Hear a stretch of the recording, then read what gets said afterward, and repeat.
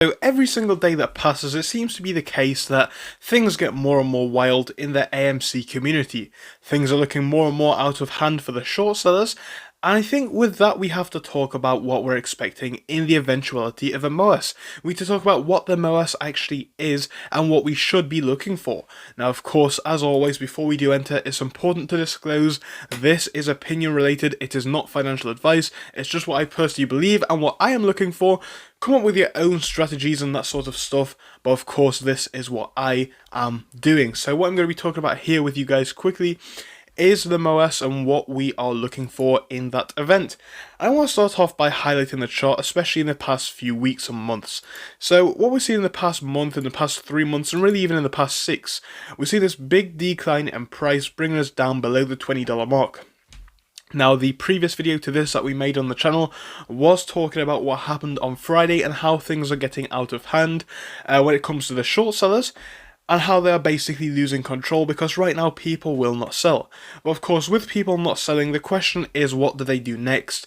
I think at some point soon, I'm not talking about Monday, Tuesday, I'm not even saying next week because I don't like to put dates on things, but I think the next tactic is going to have to be a run up. I think they are going to try run this one up. I think we could be looking to levels of about 20 first obviously, then on to 40, 50, then maybe even on to 72, and maybe even 100.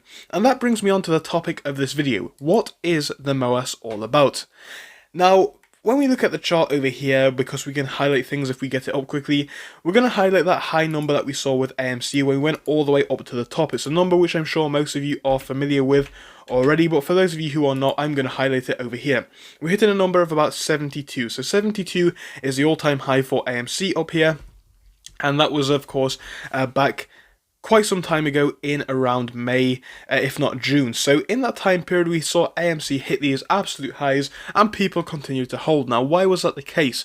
It's because it was not the MOAS. And like I said, with this potential of the push coming soon to hopefully send the price up like this again, maybe even to these levels, maybe a bit lower, maybe a bit higher, we need to actually acknowledge what the MOAS is. And prior to this, you know, we were looking for this push to $100, $200 and call it a day there. But what's happened over here in the past few weeks and even in the past few months, the DD has been done, the information has come out, and people are now completely aware of all of the tactics that are going on behind the scenes, and tying that back into the prices that we expect, it definitely is going to influence people's ideas, because people know that the stock could potentially be worth a lot more than we even anticipated in the first place.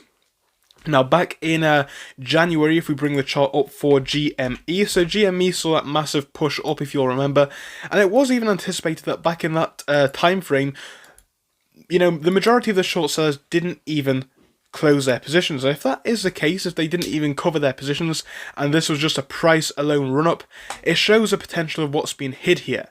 Now again, from this time period, 450 to 470 for AMC would sound brilliant. I'm not trying to put a price target on it. I'm not saying it can go that high. I'm not saying it can't go that high. But what I'm trying to say is if this is what can happen in theory, a stock that was valued at 7, like AMC, you know, quite low.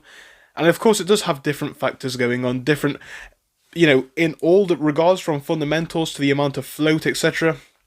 Whilst these things are different, there is one fundamental similarity, and that is the fact that they are both having pressure on them by short sellers and also retail traders, giving them the potential of a squeeze.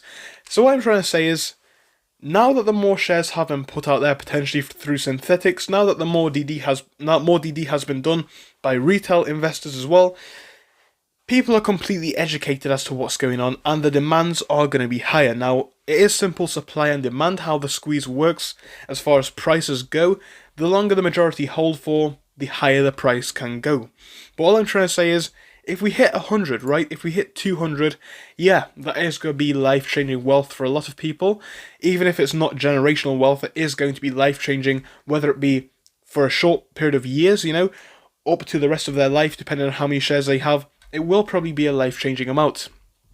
But I think most people here now know, but some people do not, most are not looking for a push to 100. Most are looking for a push significantly higher than that if we tie this back into AMC.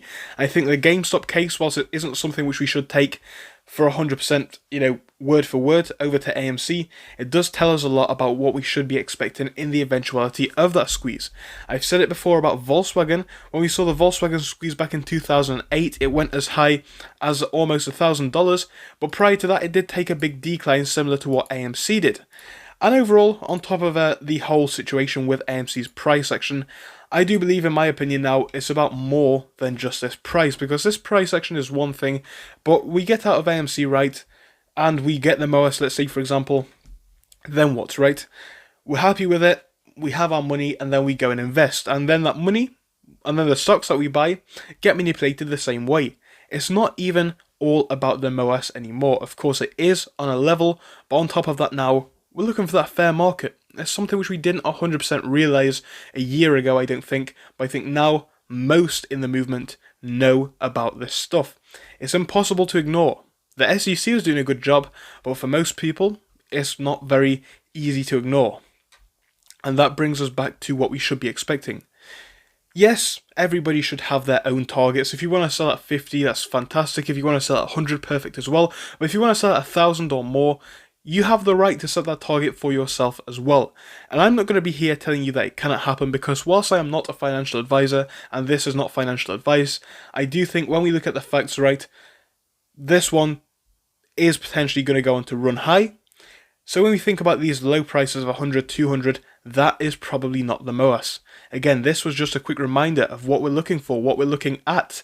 We're looking at something which is bigger than it appears to be on the surface. This is really big, especially when we consider the players that are in this one, the shorts and the losses that they have sustained. It really is looking fantastic. And bear in mind, half of the losses that we have seen are unrealized. And bring synthetics and that sort of stuff into the case as well, and we are really in a stock which is looking like the play of a lifetime. No stocks have been manipulated this much in the past, simply due to the fact this has never gone on in the past. We've never seen people, retail investors, hold and buy more like this. Usually we see these stocks and we think, oh, it's a pump and dump, oh, it's a scam company, this, that. Whereas here, we've stayed around, we've done the research, and we are aware. The company's doing a turnaround as well, and things are looking better than ever. So, that's one thing to remember going forwards into this week with AMC, but I'm sure you guys did know some of this already, but I did want to just give you my latest opinions of what we're thinking when we're looking at the squeeze. 50 is not the squeeze. 72 was not the squeeze. Do not get tricked into believing it was. Goodbye though, see you soon. Thank you for watching through till the end, but let me tell you about our Discord. So on your screen you will be seeing the N2S Finance Discord. Obviously it is split into multiple sections. Basically at the top we have updates from me and all that kind of good stuff. If you scroll down a bit further we have the main sections where we focus on cryptos, SPACs and other hot stocks including penny stocks, even stable growth stocks as well, and we even have a special AMC GME chat. If you scroll down you can see some research and DD from the community. We also have funny memes and you can see actual contributions from members down here. And again, if you do join us, it is completely free, link is down below. But if you do want to become a Patreon, you will actually get a pink sticker which will be displayed on your name. So your name will come up in pink as mine comes up in red down here, and that will show that you are a Patreon. But other than that guys, you can join completely for free down below. You do not have to pay anything if you do not want to. Thank you for watching, see you soon.